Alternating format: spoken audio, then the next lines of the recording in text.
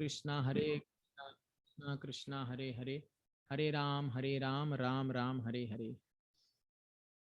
आप सबका बहुत बहुत स्वागत है ये 18 दिवसीय भगवत गीता श्रृंखला में। तो हम क्रमशः चलते हुए आज 8वें दिन 8वां अध्याय पर चर्चा करेंगे।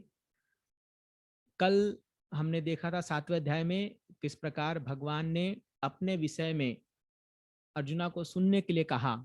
तो अपनी भौतिक शक्ति, अपनी पराशक्ति, अपराशक्ति और पराशक्ति दोनों के विषय में भगवान ने बहुत विस्तार से बताया।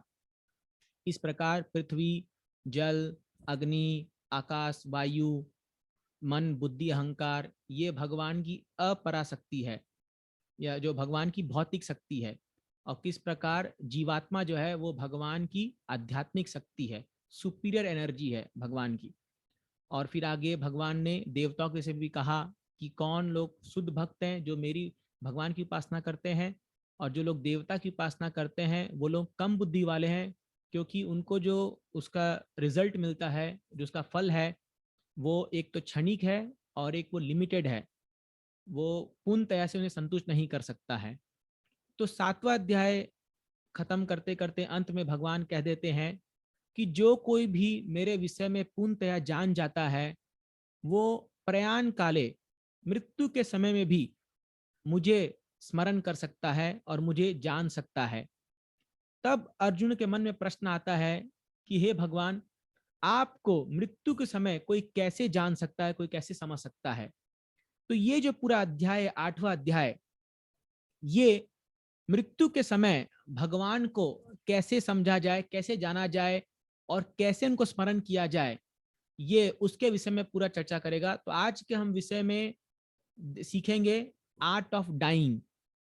तो आप देखते हैं संसार में कई लोग आर्ट ऑफ लिविंग सिखा रहे हैं, कैसे जीना है, लेकिन शायद ही कोई है जो ये सिखाता है कि संसार को कैसे छोड़ना है, कैसे इस संसार जो क्षणिक है, जो टेम्पररी है, इसको छोड़ करके हमें अपने अगले गंतव्य में जाना है, हमें क्या करना चाहिए उस समय। इसलिए कहा जाता है कि ये जो जन्म है, ये जो हमारा जीवन चल रहा है, ये एक प्रकार की तैयारी है और मृत्यु एग्जाम है, मृत्यु परीक्षा है। तो जो लोग अच्छे से तैयारी करते हैं वो लोग परीक्षा से नहीं डरते, लेकिन जो लोग तैयारी नहीं करते हैं तो वो साधारणतः देखा गया है परीक्षा में बहुत डरते हैं, क्या होगा मेरा रिजल्ट, मेरा अगला, मेरा निर्णय होगा। तो इसीलिए भगवान यहाँ पर विस्तार से बताएंगे हमें कैसी तैयारी करनी चाहिए और हमें क्या करना चाहिए। तो इसमें भगवान बताते हैं, अंत काले च मामेव स्मरण मुक्त्वा कलेवरम यह प्रयाति समद्भावम नाति आस्त्यत संशया। हे अर्जुना, अंत काल, प्रयाण काले के विषय में पूछा था अर्जुना ने। तो प्रयाण काले मतलब मृत्यु के समय। तो अंत काल में जो कोई भी मेरा स्मरण करता है, अंत काले च स्मरण मुक्त्वा कलेवरम मामेव, जो कोई भी केवल मेरा स्मरण करता है अंत काल में, यह प्रयाति सम्मत भावम, वो मेरे भाव को प्राप्त करता है। याति नाति अत्र संशया, इसमें कोई भी संशय नहीं है, इसमें कोई भी संशय नहीं है कि वो किस प्रकार मेरे भाव को प्राप्त करता है। वो अंत काल में कोई मेरा स्मरण करते हुए शरीर छोड़ता है।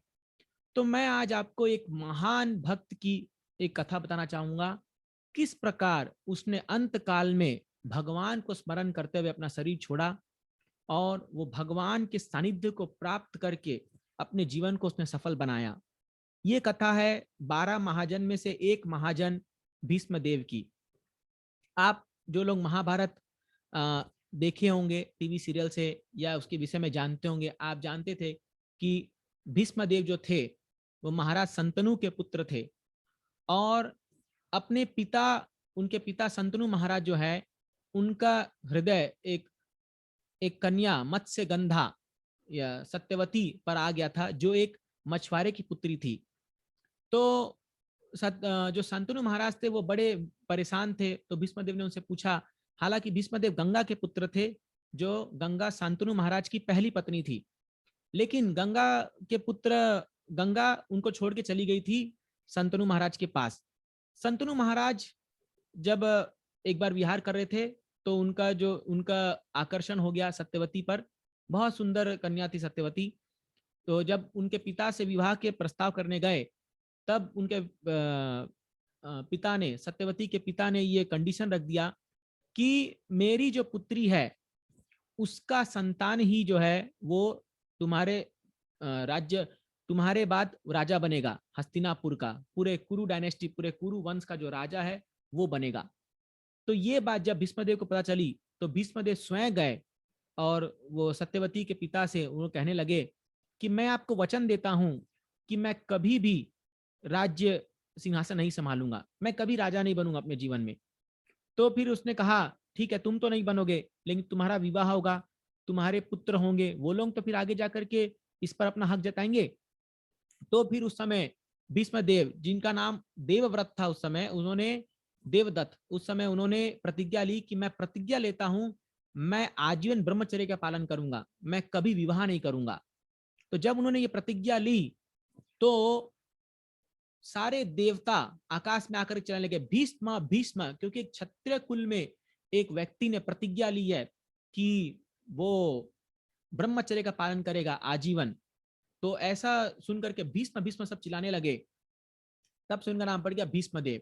तो भीष्मदेव पूरा अपने पिता के आज्ञा पर, उनके पिता इस प्रस्ताव को रखने से इतने खुश हुए भीष्मदेव से, उन्होंने कहा बेटा मैं तुम्हें इच्छा मृत्यु का वरदान देता हूं, तुम अपने इच्छा से अपने शरीर को छोड़ पाओगे, मैं तुम्हें यह वरदान देता हूं।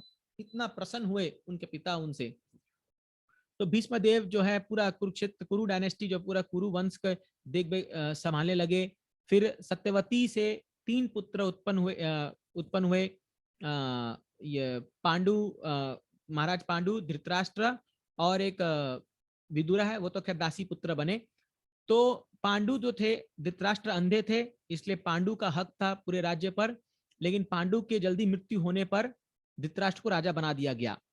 फिर भी भीष्मदेव जो है वो एक न्यायाधीश और एक न्याय के साथ इस पूरे शासन को चलाने लगे अच्छे से। लेकिन उनकी विशेष आसक्ति थी पांडवों के पुत्रों पर, विशेष आसक्ति थी युधिष्ठिर महाराज, युधिष्ठिर, अर्जुना, भीम, नकुल, सहदेव, इन पर, क्योंकि बहुत कम उम्र में ही उनके पिता चल बसे थे और बचपन से उन्होंने इनको पाला था। लेकिन जब महाभारत का युद्ध हुआ तो उनको अपने पिता को आज्ञा वचन दिए के कारण कौरवों का साथ देना पड़ा। लेकिन भीष्मदेव हालांकि कौरवों के साथ रहते थे, लेकिन उनका वो एक शुद्ध भक्त थे, वो सदैव कृष्ण को चिंतन करते थे, उनका भजन करते थे, उनको स्मरण करते थे। तो जब ये महाभारत का युद्ध हुआ तो भीष्मदेव को लड़ना पड़ा कौरवों के साइड से, और इधर से लड़े हैं पांडव लोग, और इधर भगवान कृष्ण थे। तो ये बहुत फेमस एपिसोड आया जब दुर्योधन जाकर भीष्मदेव को कहता है कि पितामह आप अपने फुल पावर से आप लड़ नहीं रहे हो, क्योंकि भीष्म पितामह में इतनी शक्ति थी, क्योंकि एक तो गंगा के पुत्र थे और उनके गुरु थे परशुराम, उनके गुरु थे परशुराम, जिन्होंने उन्हें शिक्षा दी थी। ये परशुराम स्वयं भगवान के अवतार है, इतने शक्तिशाली थे कि उनके सामने कोई योद्धा नहीं टिक सकता था। कहते हैं 1000 अर्जुन मिलाकर के जितनी शक्ति होती थी उतनी शक्ति अकेले भीष्मदेव में थी। तब उन्होंने कहा दुर्योधन ने कि आप जो है पक्षपात कर रहे हैं, आप जानबूझ करके अपनी पूरी ताकत के साथ युद्ध नहीं कर रहे हैं, है ना, नहीं तो ये पांडव लोग आपके सामने टिक ही नहीं सकते हैं। तो फिर भीष्मदेव ने कहते हैं ठीक है, कल युद्ध में या तो 5 पांडव की मृत्यु हो जाएगी, या तो भगवान को अपना व्रत तोड़ना पड़ेगा, क्योंकि भगवान ने एक प्रतिज्ञा ली थी पहले कि मैं इस युद्ध में कोई भी अस्त्र नहीं उठाऊंगा, मैं इस युद्ध में कोई भी अस्त्र नहीं उठाऊंगा, मैं केवल अर्जुन तुम्हारा सारथी बन के तुम्हें दिशा दिखाऊंगा और मैं कोई भी कार्य नहीं करूंगा इस युद्ध में। तो भीष्मदेव ने कहा या तो पांडव की मृत्यु हो जाएगी या भगवान को अपनी प्रतिज्ञा तोड़नी पड़ेगी, इन दोनों में से कोई एक काम तो होगा। तो अगले दिन जब भीष्मदेव युद्ध में उतरे तो इतना घमासान युद्ध करने लगे, वो इतना घमासान युद्ध करने लगे कि अर्जुना को समझ में ही नहीं आ रहा कि क्या करें, कहां से बाण आ रहा है, कैसे युद्ध हो रहा है, लाखों लाखों लोग मारे जा रहे हैं, उनको समझ में नहीं आ रहा। अर्जुना का पूरा हेलमेट जो उनका सिर से उखड़ गया, उनकी ध्वजा को गिरा दिया, उनके रथ को उन्होंने पूरे बाणों से भर दिया, यहाँ तक कि कृष्ण को भी कई बाण मारे भीष्म ने, इतना तेज, इतना वेग था उनके बाणों में, उनके आक्रमण में। अर्जुना ने कहा ये तो असंभव है, आज क्या हो गया पितामह को। मतलब जब तक अर्जुना अपने बाण उठा के चलाने का प्रयास करते तब तक तो उनके 10 बाण इनको आके लग जाते थे अर्जुना को। तो भगवान देख रहे हैं। भगवान ने जब अंत में देखा, अरे ये तो ऐसे रूप में आ गया, आज तो ये अर्जुना का वध कर देगा। भगवान अत्यधिक क्रोध में आ गए। भगवान इतने क्रोध में आ गए, उन्होंने छोड़ा अपना रस्सी, सारे घोड़ों का लगाम छोड़ करके स्वयं उतर गए, कूद गए जमीन पर। और भगवान इतने आक्रोश में थे कि उनको समझ में नहीं आ रहा था कि मैं क्या लेकर के इसको मारूं भीष्मदेव को। तो बगल में एक चक्का पड़ा हुआ था, रथ का चक्का पहिया पड़ा हुआ था। इतने क्रोध में और आक्रोश में आकर के भगवान उस चक्के को उठा करके, पहिया को उठा करके भागने लगे भीष्मदेव की ओर। एकदम जोर से भागने लगे भगवान भीष्मदेव की ओर। और जैसे ही भाग रहे तो इधर पीछे से अर्जुना आकर के भगवान को पकड़ रहा है। और भगवान इतने वेग में कि अर्जुना को घसीटते हुए लेके जा रहे हैं। अर्जुना कह रहा है, भगवान आप अपनी प्रतिज्ञा मत तोड़िए, मेरे लिए आप अपनी प्रतिज्ञा को मत तोड़िए, लोग आपकी उल्हाना करेंगे। आप समाज में आने वाले दिनों में लोग आप पर लांछन करेंगे कि भगवान ने अपनी प्रतिज्ञा तोड़ दी है। तो भगवान भगवान को सुन रहे अर्जुना को, वो लेके भाग रहे हैं।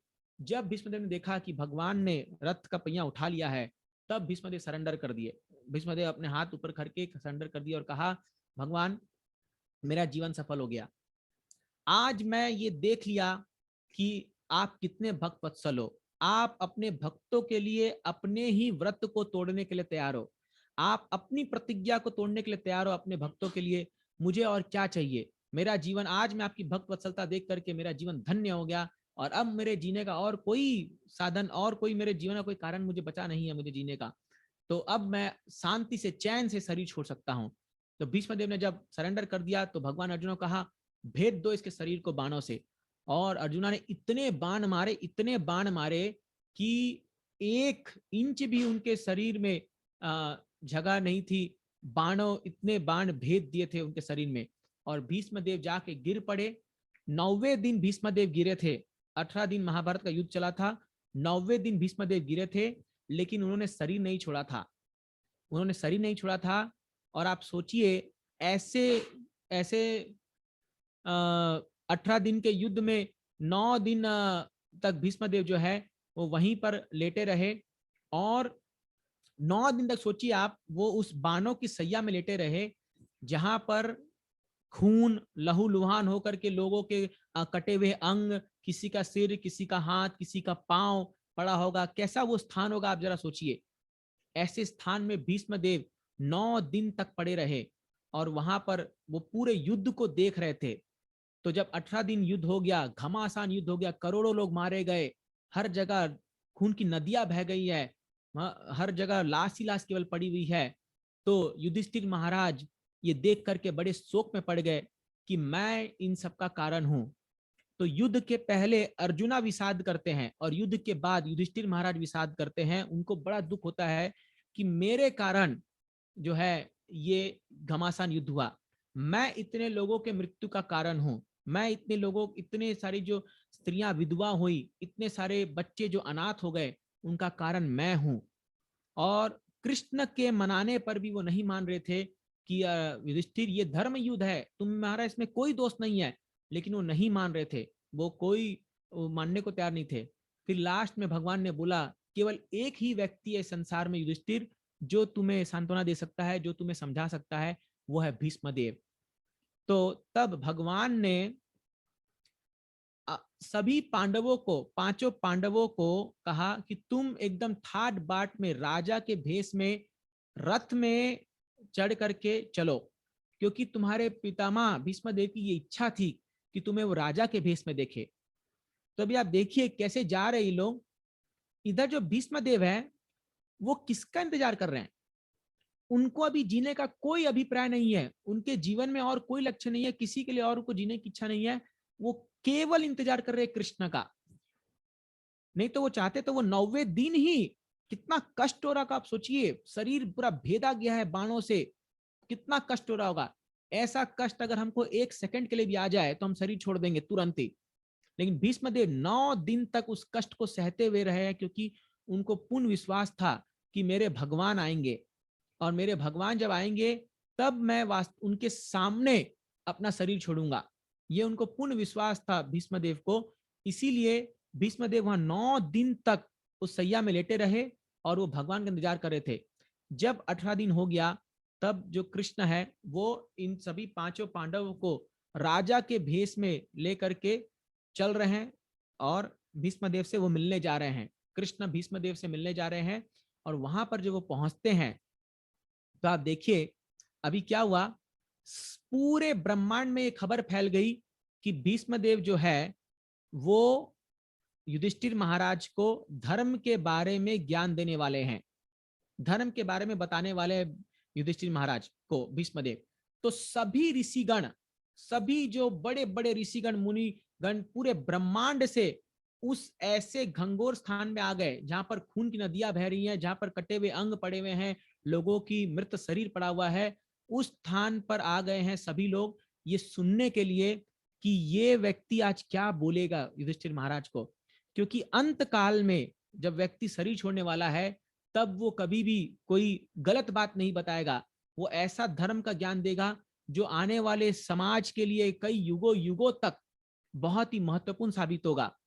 तो वहां पर सभी लोग आकर के इकट्ठे हो गए हैं और वहां पर आने से जो लोग हैं या एक मिनट जस्ट मुझे वो पॉज कीजिए।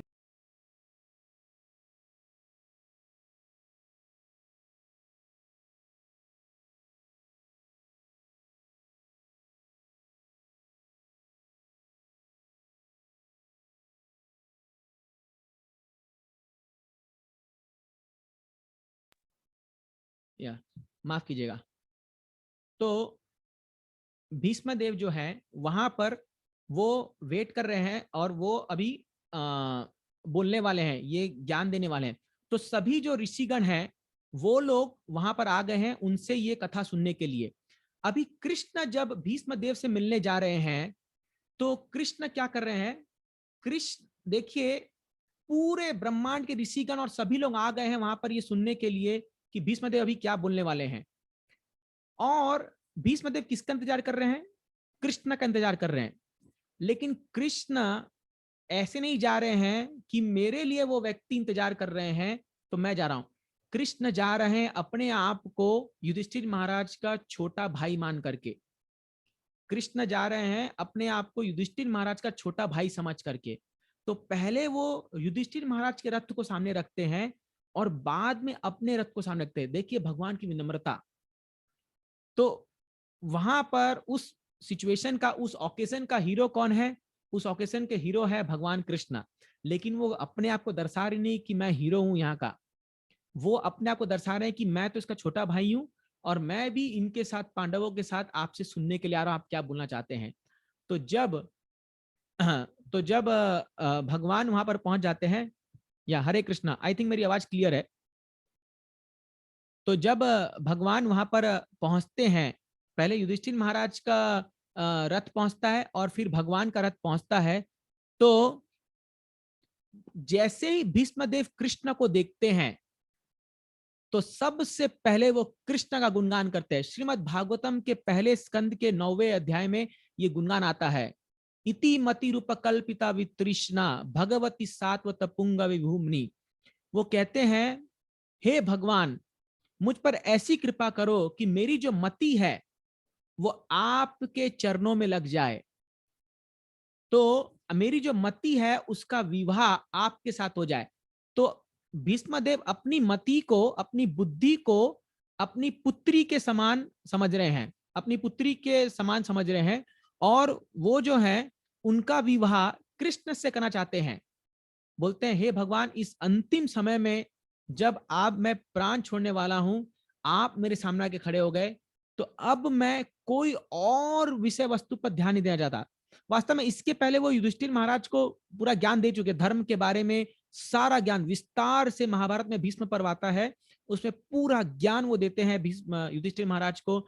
धर्म क्या है, नैतिकता क्या है, राजा कर्तव्य क्या है, राजा कर्तव्य क्या है, और सभी चीज के बारे में बहुत विस्तार से वो ज्ञान देते हैं भीष्म युधिष्ठिर महाराज को।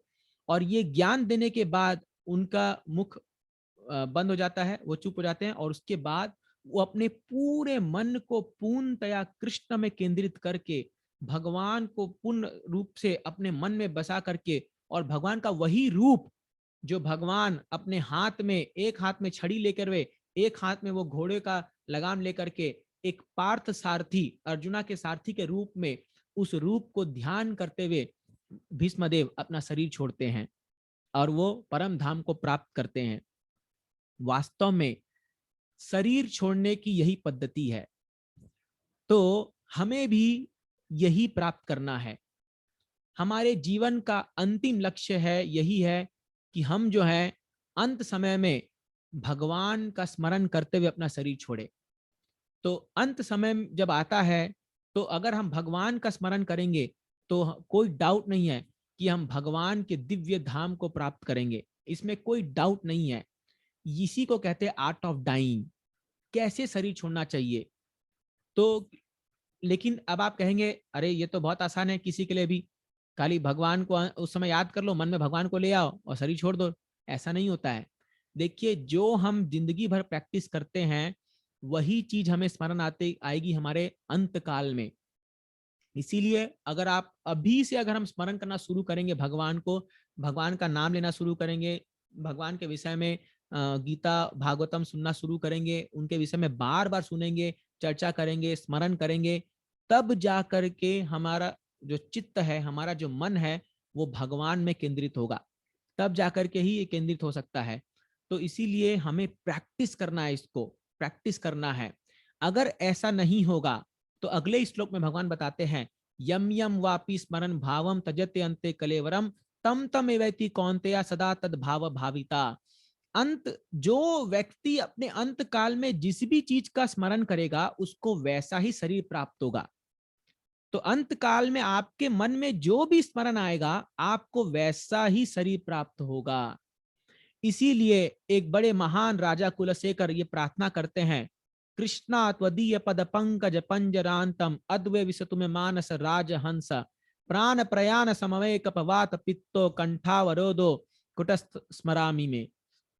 हे भगवान, आज जब मेरा शरीर बहुत हुष्ट पुष्ट है, आज मेरा चेतना बहुत ही उज्जवल है, मैं आपको स्मरण कर पा रहा हूं, मैं आपके पूर्ण भाव से आपके रूप को स्मरण कर पा रहा हूं, मेरा प्राण अभी छूट जाए, क्योंकि मेरा प्राण छूटने से मैं आपको प्राप्त कर जाऊंगा। लेकिन उस समय क्या होगा, जब मेरा कंठावरोध हो जाएगा, जब मेरे गले में गुरगुर आवाज आने लग जाएगी, जब मेरी मति जो है वो पूर्णतया से शिथिल हो जाएगी और मैं आपको स्मरण नहीं कर पाऊंगा, उस समय मैं क्या कर पाऊंगा, उस समय मैं कुछ भी नहीं कर पाऊंगा। इसलिए भगवान, जब मेरा शरीर बहुत अच्छा है, अच्छे सिचुएशन में, अच्छे स्थिति में है और मैं आपको स्मरण कर पा रहा हूं, हे भगवान मेरा शरीर अभी छूट जाए। ये एक भक्ति प्रार्थना होती है कि भगवान जब मेरे शरीर से प्राण निकले तब मैं आपका स्मरण मुझे हो, आपका स्मरण मुझे हो। ये एक भक्त की प्रार्थना होती है, हमेशा से उसकी प्रार्थना रहती है। तो नहीं तो क्या होगा, जब हमारा शरीर छूटेगा हमारे मन में कोई और चेतना होगी तो हमें वो शरीर मिल जाएगा। इसका उदाहरण भी भागवतम में आता है भरत महाराज का। भरत महाराज ऋषभ देव के पुत्र थे और उन्हीं के नाम पर इस पूरे जो हमारे भारतवर्ष का नाम उन्हीं के नाम पर रखा गया है, ऋषभ देव के पुत्र भरत महाराज के नाम पर। ये इतने वैरागी थे कि बहुत ही कम आयु में अपना पूरा घर बार छोड़ करके जंगल चले गए और भगवान की शुद्ध रूपे ना भक्ति करने लगे। ये भक्ति करते करते भाव के स्टेज में पहुंच गए थे, जो प्रेम के जस्ट एक स्टेप नीचे है। भक्ति का सब बहुत ऊंचा स्तर है, भाव का स्तर। लेकिन क्या हुआ, इन्होंने इनके सामने एक मादा हिरण अपने बच्चे को जन्म देते हुए अपना शरीर छोड़ दी। तो एक बाघ के डर से, एक शेर के डर से, तो उस बच्चे को ये अपने पास ले आए, उस हिरण के बच्चे को। तो हिरण के बच्चे को पालने लगे। इनको बड़ी दया आ गई कि इसको कौन पालेगा, इसका देख रेख कौन करेगा। इसको पालते पालते क्या हुआ, इनके मन में आसक्ति आ गई इसके प्रति। तो अब जब भी ये अपना जप करने बैठते या पूजा करने बैठते, भगवान का ध्यान करने बैठते, ये हिरण का बच्चा आकर के इनको, इनके साथ खेलता, इनके गोद में बैठ जाता, इनको तंग करता था। तो एक बार क्या हुआ, ये हिरण का बच्चा कहीं चला गया ऐसे खेलते खेलते, और ये भरत महाराज एकदम व्याकुल होकर के इस हिरण के बच्चे को ढूंढते ढूंढते किसी पत्थर से टकरा के गिर गए और इनका प्राण छूट गया। क्योंकि अंतिम समय में इनके मन में हिरण की चेतना थी, इसलिए इनको हिरण का शरीर लेना पड़ा। हालांकि इतने महान भक्त थे, लेकिन क्योंकि इन्होंने भक्ति की थी, तो ये हिरण के शरीर में भी ये भूले नहीं थे कि मैं भगवान का भक्ति कर रहा था और मैं पथभ्रष्ट हो गया। और इसीलिए ये बाद में और 2 जन्म इनको लगा, लंबी कथा है, हिरण का शरीर मिला, फिर इनको एक जड़ भरत का ब्राह्मण के घर में शरीर लेना पड़ा और फिर भगवत धाम गए ये। तो लेकिन देखिए, इस प्रकृति का नियम इतना कठोर है कि आप इसको पार नहीं कर सकते हैं, इसीलिए हमें अभी तैयारी करनी है। तो कई लोग सोचते हैं किसने देखा है जन्म मृत्यु के बाद क्या होने वाला है, किसने, कौन जानता है क्या होगा, एक बार शरीर छूट गया तो सब खत्म हो गया, सब चला जाएगा। ये गलत धारणा है। हमें शास्त्र का प्रमाण मानते हुए हमें ये जानना होगा कि अंत काल में हमारे जो भी हमारे स्मरण में आएगा, हम उसी शरीर को हम प्राप्त करेंगे। तो इसीलिए क्या है, हम लोगों को तैयारी करनी है। अभी से हम लोगों को बहुत सोच समझ के इसके विषय में सोचना है गंभीरता से, और हमें इसके लिए प्रयास करना है, क्योंकि मृत्यु कब हमारे दरवाजे पर आ जाए, कब दस्तक दे दे, कोई नहीं जानता। कोई भी नहीं जानता ये कब ऐसा हो जाए, किसी को नहीं पता है। इसीलिए भगवान कहते हैं मां मनुस्मर युद्ध च, हे अर्जुना तुम युद्ध करो लेकिन मेरा स्मरण करके युद्ध करो। ये सब इंस्ट्रक्शन ये हम सबके लिए है। हम सबके लिए भगवान ये कह रहे हैं तस्मात् सर्वेषु कालेषु मां मनुस्मर युद्ध च, हर समय हर काल में अपना कोई भी कार्य करते वक्त मुझे स्मरण करो। तो जो माताएं हैं वो घर में अगर कुकिंग कर रही है, आप कुकिंग करते वक्त भगवान को स्मरण कीजिए। जो प्रभु जी लोग हैं, जो लोग बाहर जाकर काम करते हैं, अपना कार्य संभालते हैं, आप ऑफिस में बैठ बैठ के भी जो कार्य करें उसमें कृष्ण को स्मरण करो, भगवान मैं ये आपके लिए कर रहा हूँ, भगवान ये आपकी कृपा से हो रहा है। घर में भगवान की फोटो लगाइए ताकि आप बार बार कृष्ण को स्मरण कर सको। भगवान के महामंत्र नाम को सुनना चाहिए बार बार। ऐसे कथा जब भी होए सुनिए। आजकल तो यूट्यूब में इतने कथा चल रही है, आप दिन भर आप अपने मोबाइल में कथा सुन सकते हैं दिन भर। ऐसे हमें तैयारी करनी है कि हमारी चेतना जो है वो बार बार कृष्ण में लगे, हमारी चेतना जो है बार बार कृष्ण की ओर जाए, क्योंकि अभी हमारा मन तैयार नहीं हुआ है। अभी हमारा मन इस संसार की बहुत सारी भौतिक विषय वासनाओं में उलझा हुआ है, वो ठीक तरह से तैयार नहीं हुआ है। इसलिए अभी हम लोग को तैयारी करनी है, हम लोग को प्रयास करना है, बार बार अपने मन को कृष्ण में लाना है, कृष्ण में लाना है, बार बार लाना है। तो ये भगवान इस 8वें अध्याय में ज्ञान दे रहे हैं। फिर आगे भगवान बताते हैं कि हे अर्जुना, जो लोग अनन्या चेता सततम योमा स्मरत नित्य तस्याहम सुलभ पार्थ नित्य युक्त से योगिना। जो पूर्ण रूप से अनन्य चेता, अपनी चेतना को, अपने चित्त को मेरे मन में, मेरे शरीर में लगा करके, मेरे रूप में लगा करके रहता है, तस्याहम सुलभ पार्थ, हालांकि मुझे प्राप्त करना बहुत कठिन है। न वेद न तपसा, वेद के ज्ञान से बड़ी कठोर तपस्या कोई मुझे प्राप्त नहीं कर सकता, लेकिन मेरा एक शुद्ध भक्त सुलभ पार्थ, मैं उसके लिए बहुत सुलभ हूं, मैं उसके लिए आसानी से मैं उससे प्राप्त हो जाऊंगा।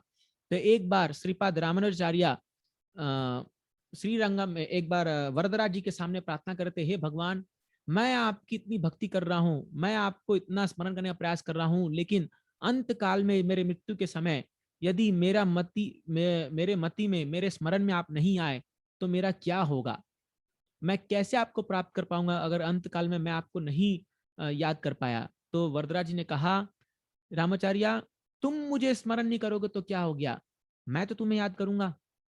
देखिए एक बात आप जानिए, भगवान जो है वो बहुत ग्रेटफुल है। कृष्णा सबसे कृतज्ञ व्यक्ति है संसार के, क्योंकि कृतज्ञता अगर अगर कोई क्वालिटी संसार में है तो उसका जो टॉप मोस्ट लेवल है, जो सब प्रचुर मात्रा में, वो भगवान कृष्ण में है।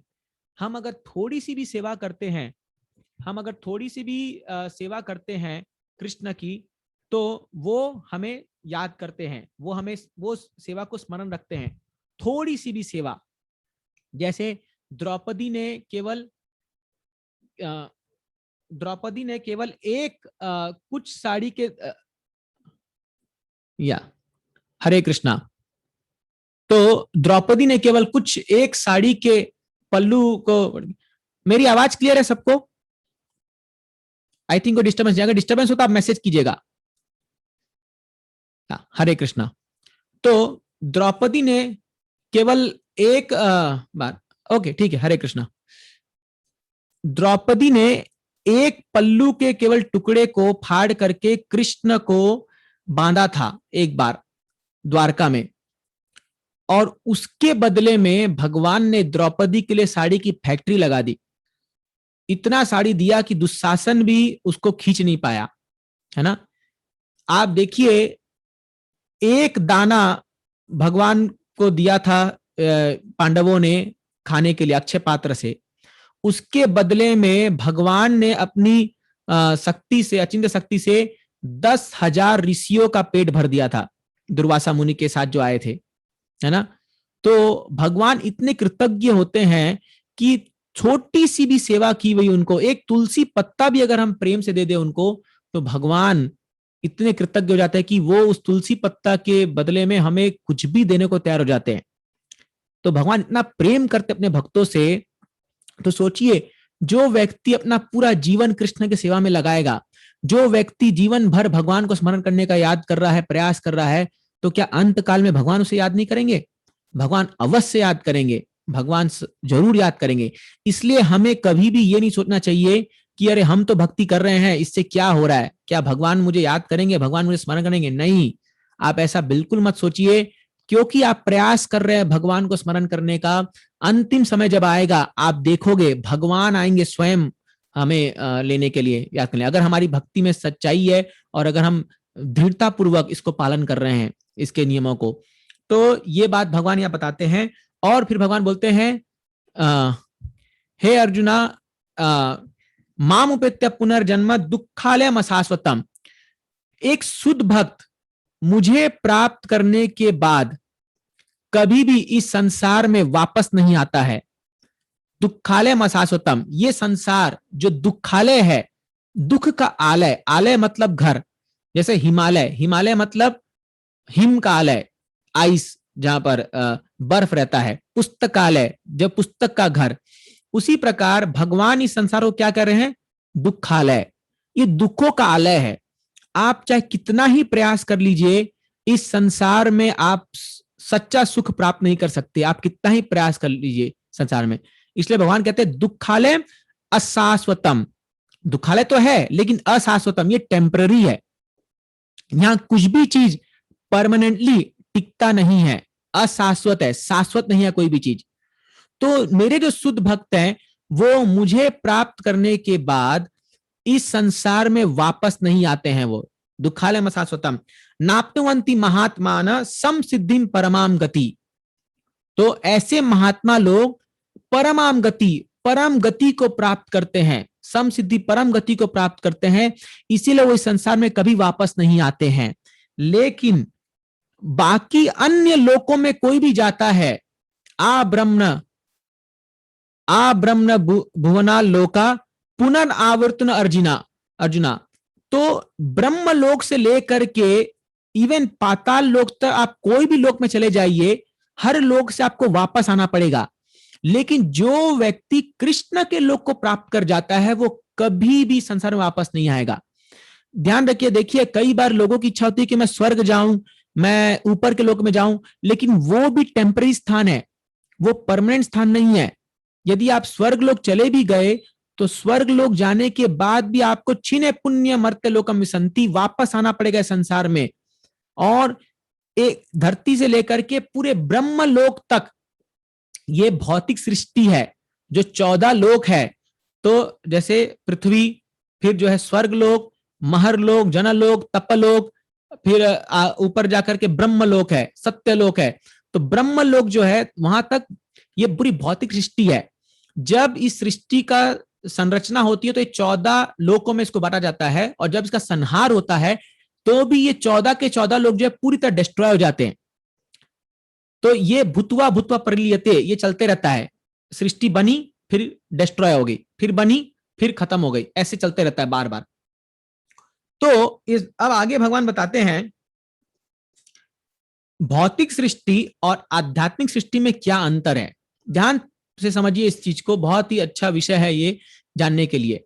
देखिए, ये जो भौतिक सृष्टि है, ये ब्रह्मलोक, ब्रह्मा जी सबसे टॉप मोस्ट प्राणी है इस संसार, इस ब्रह्मांड के। भगवान विष्णु के नाभि से एक कमल दल निकलता है, और उस कमल पर ब्रह्मा जी विराजमान होते हैं। तो उस कमल का जो दल है, जो उसका स्टेम है, उसमें ये 14 लोक आते हैं और ब्रह्मा जी सबसे ऊपर बैठे हुए, सबसे ऊपर लोक में। ब्रह्मा जी 100 साल की आयु होती है। इस सृष्टि में हर एक व्यक्ति की 100 साल आयु है, हर एक प्राणी, लेकिन वो रिलेटिव है।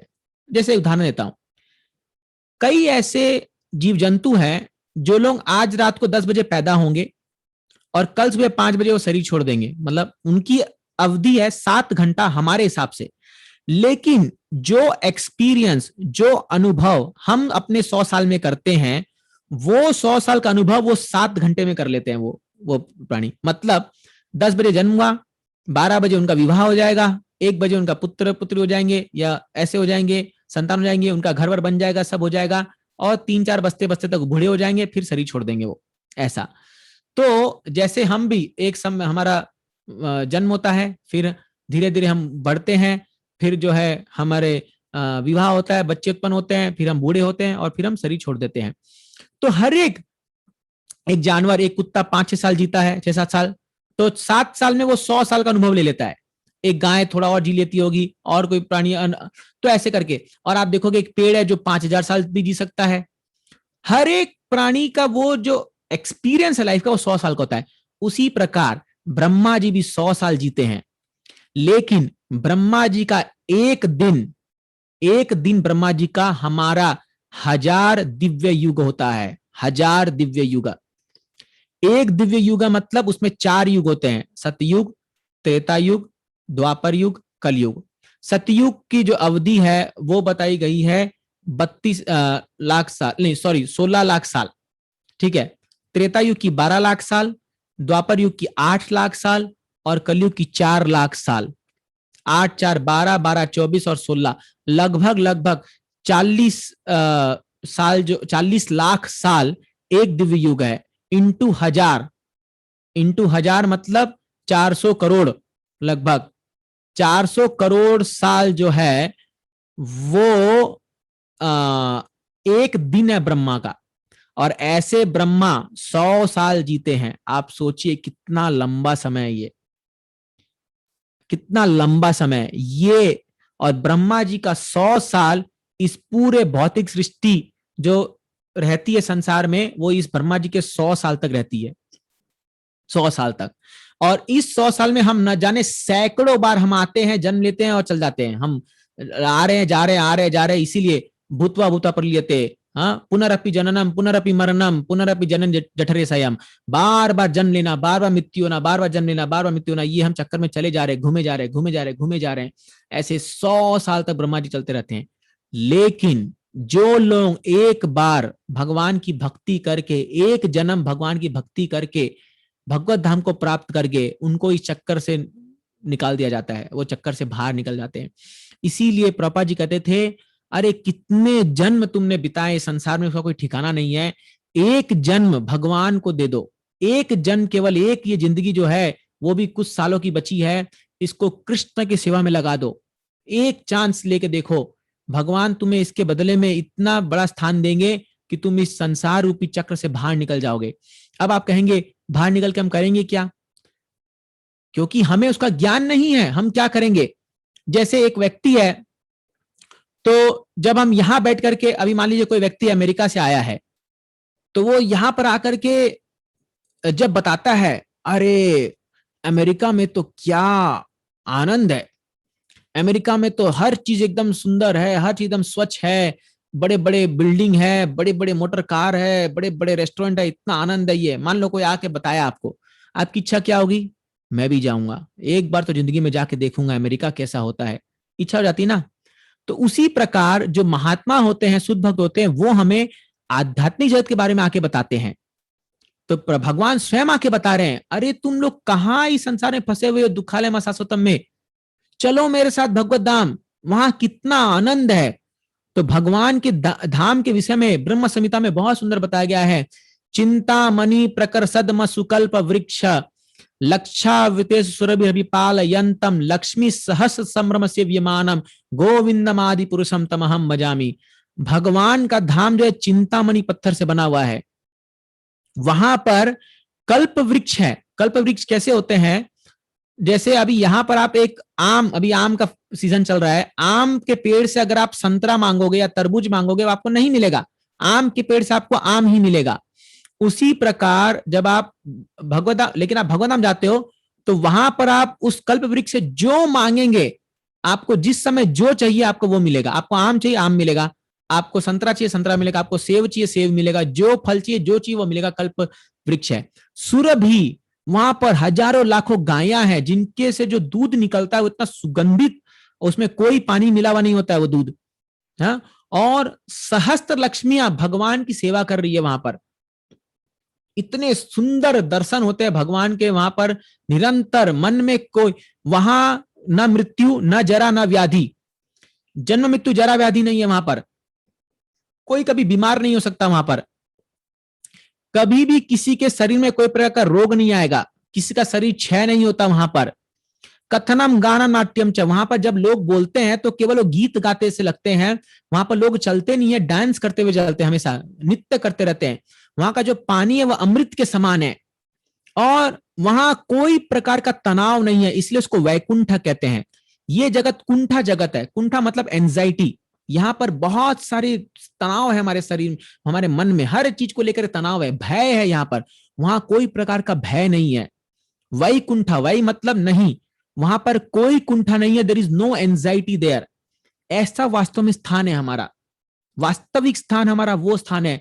लेकिन हम उसको भूल करके इस दुखालय मसासतम में आकर के यहाँ इतनी तड़प, इतनी हम परेशानी को झेल रहे हैं। इसीलिए भगवान बार बार आकर के यदा यदा ही धर्मस्य ग्लानि भवति भारत, मैं बार बार भगवान उतर के आते हैं और कहते हैं अरे मेरे जीवात्माओं, तुम लोग क्या कर रहे हो यहाँ पर, चलो मेरे साथ। वो उनका एक ही उद्देश्य है भगवान का इस धरती पर अवतरित होकर के आना, कि इन जो बद्ध जीवात्माओं को अपने और आकर्षित करना। क्यों भगवान इतनी सुंदर सुंदर लीला करके दिखाते हैं? इस लीला के पीछे उनका एक ही उद्देश्य है कि यदि कोई जीवात्मा मेरी लीला से आकर्षित होकर के एक बार मेरे शरण में आ जाए तो मैं उसे अपने धाम लेके चलूंगा भगवान। इसीलिए हम चौथे अध्याय में आपने पढ़ा होगा, जन्म कर्म च मे दिव्यम एवं यो वेति तत्वतः त्यक्त्वा देहम पुनर्जन्म नैति मामेति अर्जुना। जो कोई भी मेरे जन्म और कर्म को समझ जाता है, केवल भगवान के जन्म और कर्म को समझने से ही हम इस संसार के भौतिक बंधनों से निकल करके जा सकते हैं, बाहर भगवत धाम को प्राप्त कर सकते हैं। यही वास्तविक लक्ष्य है मनुष्य जीवन का। मनुष्य जीवन का वास्तविक लक्ष्य यही है, क्योंकि हम मृत्यु के समय इस संसार से 1 रुपया भी नहीं ले आ सकते। आपके बैंक बैलेंस में करोड़ों करोड़ रुपए हो जाएं, लेकिन आप एक भी वस्तु क्लेम नहीं कर सकते हो जाते वक्त। कुछ भी नहीं, कुछ भी नहीं। हम आए थे खाली हाथ, जाएंगे खाली हाथ। हम कुछ भी नहीं ले जा सकते इस संसार से, कुछ भी नहीं। तो इसीलिए एक कथा आती है, एक बार एक राजा था जिसने अपने एक मंत्री को बुलाया और उसने कहा कि मेरे राज्य में जो सबसे बड़ा मूर्ख व्यक्ति है उसको मेरे पास लेके आओ। और उसको एक लकड़ी दे दिया, बोला ये लकड़ी उस व्यक्ति को देना, ये डंडा, और उसको लेके आओ जो सबसे महामूर्ख व्यक्ति है। तो मंत्री गया, मंत्री ढूंढ रहा है, मंत्री कभी आया ही नहीं। मंत्री तो ढूंढ रहा है, वो आया ही नहीं, वो गायब ही हो गया वो। तो बहुत साल बीत गए। कुछ सालों बाद जब मंत्री आया तब तक ये राजा की उम्र हो गई थी और ये मृत्यु के बेड पर लेटा हुआ था, मतलब जैसे शरीर छोड़ने वाला था। उस समय मंत्री आ गया तो राजा बड़ा चौंक गया, बोला अरे मंत्री कहाँ था तू, इतने साल बीत गए, कहाँ दुख तेरा आता पता नहीं है, कहाँ कोई मिला कि नहीं तेरे को महामूर्ख ढूंढे। बोला क्या करूं महाराज, आपका राज्य इतना बड़ा है, कोई महामूर्ख मेरे को मिला ही नहीं, मैं देखा ही नहीं। लेकिन जिसको भी देखता तो उससे बड़ा मूर्ख मुझे आगे मिल जाता था, तो सोचा था उसको लेके आऊं तो और बड़ा मूर्ख मिलता था। तो बोले अभी किसको लेके आया है? तो बोला ठीक है महाराज मैं आपको मिलाऊंगा उस महामूर्ख से, लेकिन पहले बताइए अभी आपकी क्या स्थिति हो गई है ये आप। तो बोले अरे मंत्री अब मेरा उम्र बीत गया है, अब मैं ये संसार छोड़ने का समय आ गया है, अब मैं ये संसार छोड़ के जाने वाला हूं। तो मंत्री ने कहा महाराज तो क्या हो गया, जा रहे हो छोड़ करके? अरे आपका तो इतना खजाना है, आपके पास इतना धन है, अपने धन का कुछ हिस्सा लेके जाइए अपने साथ, अपने धन का हिस्सा। उसने कहा अरे मूर्ख व्यक्ति, एक व्यक्ति मरते वक्त अपने साथ 1 फुट्टी कौड़ी भी जा नहीं सकता। तो बोला महाराज आपकी इतनी पत्नियां हैं, उनमें से एक आध तो ले जाइए, वहां आपकी सेवा करेगी जहां आप जा रहे हैं। तो उसने कहा, अरे पागल, तेरे को कैसे समझाऊं, मैं अपनी किसी पत्नी को ले आ सकता, मुझे अकेले जाना पड़ेगा, मैं किसी को ले आ नहीं सकता, इतना बड़ा राज्य है, मैं खुद ले आ नहीं सकता। तो उस महामूर्ख ने वो डंडे को इसको पकड़ा दिया, राजा को, और बोला, ये क्या कर रहा है? बोले, राजा बताओ कौन है महामूर्ख? तुम जानते थे कि तुम ना अपने साथ इतना धन ले जा सकते हो, तुम जानते थे तुम ना अपनी पत्नी ले जा सकते हो, ना अपना वैभव ना ऐश्वर्य ले जा सकते हो, लेकिन फिर भी तुमने अपना पूरा जीवन खाली इसी को बनाने में और जोड़ने में लगा दिया, इसी धन दौलत और पत्नियों को सबको जोड़ने में लगा दिया। अब बताओ तुमसे बड़ा महामूर्ख कौन है? तो राजा बोला, ये बात तो तुम्हें सच कहा मंत्री, मुझसे बड़ा महामूर्ख कोई नहीं है। देखिए, ये हम सबके साथ हो सकता है, इसका मतलब ये नहीं है कि हम अपने परिवार को नहीं देखें, हम अपना धन नहीं कमाए, ये नहीं कह रहे हम, लेकिन साथ साथ हमें हमारे अंतिम समय की तैयारी भी करनी है ना।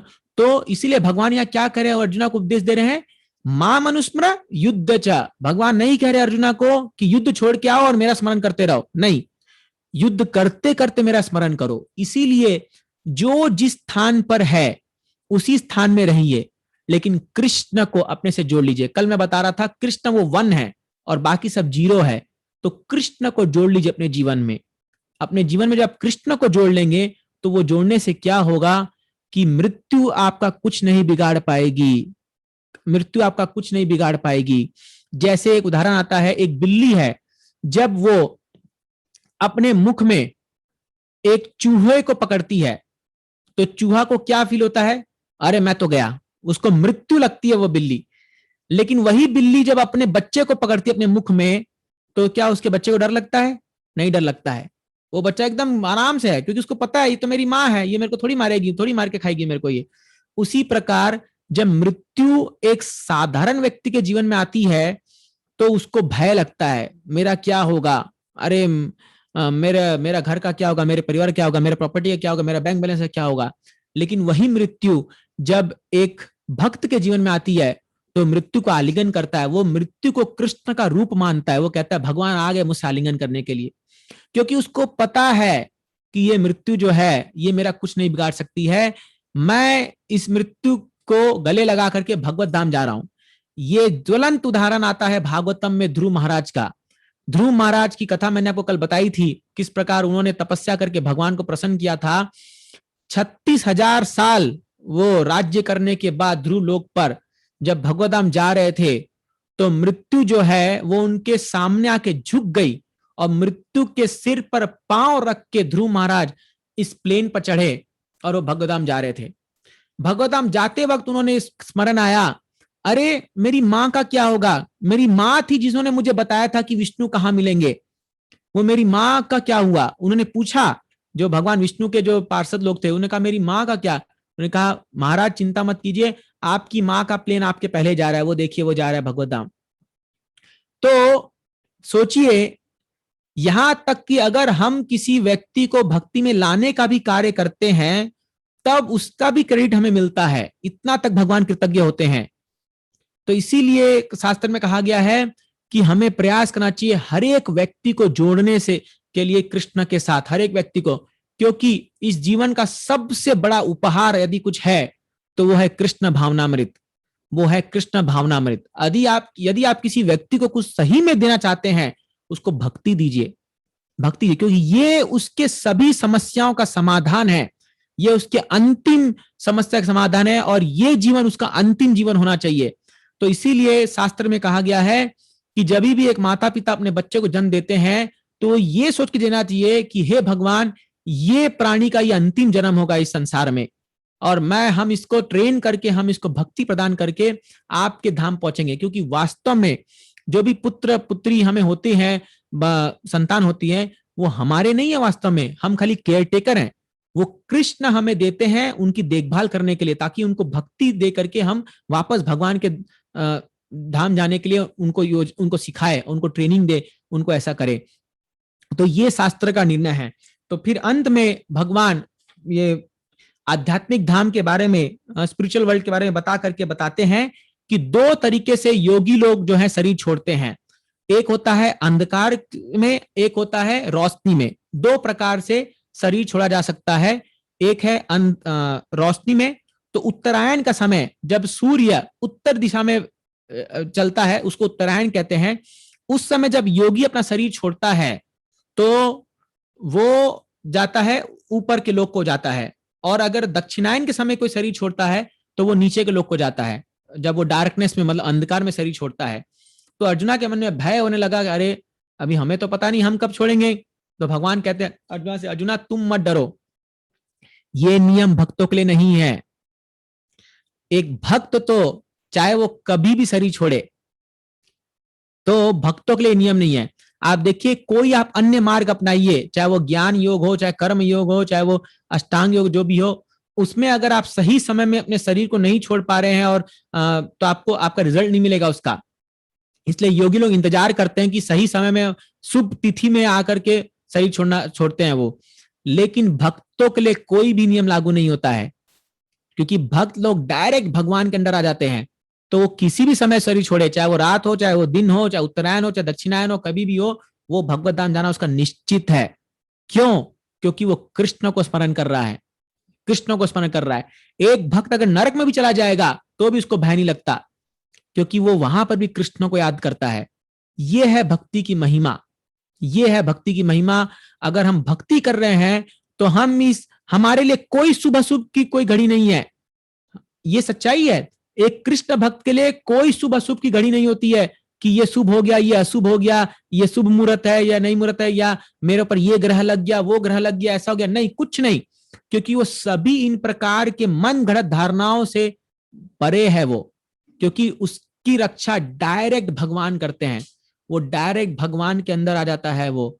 इसलिए उसको कभी भी इस सब चीजों के बारे में सोचना नहीं चाहिए। हमारा एक ही कर्तव्य है कि हम जो है वो पूर्ण रूपेणा शुद्ध रूप से हम भक्ति में लगे रहें। एक ही हमारा ये लक्ष्य होना चाहिए कि हम निष्ठा पूर्वक जो हमारे भक्ति के नियम है उसको पालन करें और इस भक्ति मार्ग में लगे रहें। तब ये निश्चित है कि हम ये शरीर छोड़ने के बाद भगवत धाम जा रहे हैं। अगर बाय चांस हम पूर्णतया भक्त शुद्ध भक्त नहीं बन पाए तो भी डरने की बात नहीं है। भगवान कहते हैं नेहा विक्रमणाशोस्ति प्रत्यवाय विदते स्वल्पपि धर्मस्य त्रायते महतो भयात। कोई व्यक्ति मेरी जितनी भक्ति किया है, मान लो अगर आपने 10% किया तो आप अगला जन्म जब लोगे तो आप 11वें% से शुरू करोगे। भक्ति कभी खत्म नहीं होती, कभी नष्ट नहीं होती। सबसे सुंदर बात भक्ति के विषय में यही है कि वो कभी नष्ट नहीं होती है। जितना आपने किया है वो आपका इटर्नल बैंक अकाउंट है। मान लीजिए अभी आपने इस जन्म में कोई डिग्री प्राप्त कर ली, लेकिन आप जब अगला जन्म लोगे तब आपको वापस से एबीसीडी पढ़ना पड़ेगा। आप नहीं बोल सकते मैं पिछले जन्म में डॉक्टर था तो मैं अभी डॉक्टर बन के ही पैदा होऊंगा, नहीं, आपको फिर से एबीसीडी पढ़ना पड़ेगा। आपका जितना बैंक बैलेंस था आपको फिर से जीरो से शुरू करना पड़ेगा। लेकिन भक्ति में ऐसा नहीं होता है। आप जितना भक्ति करोगे उतना आपका इटर्नल बैंक अकाउंट है, वो उतना आपके साथ हमेशा रहेगा अकाउंट। और धीरे धीरे बढ़ते बढ़ते जिस दिन वो 100% हो गया आपका खत्म इस संसार में, देन आप जा रहे हो भगवत धाम, आप भगवान को प्राप्त कर जाओगे। ये भक्ति की सुंदरता है, ये उसकी महिमा है। तो इसीलिए हम सबसे प्रार्थना कर रहे हैं कि आप लोग इसको गंभीरता से लीजिए, समझिए और इसके विषय में जानने का प्रयास कीजिए। तो इस प्रकार हम अपने जीवन को सफल कर पाएंगे। तो यहाँ पर मैं अपनी वाणी को विराम दूंगा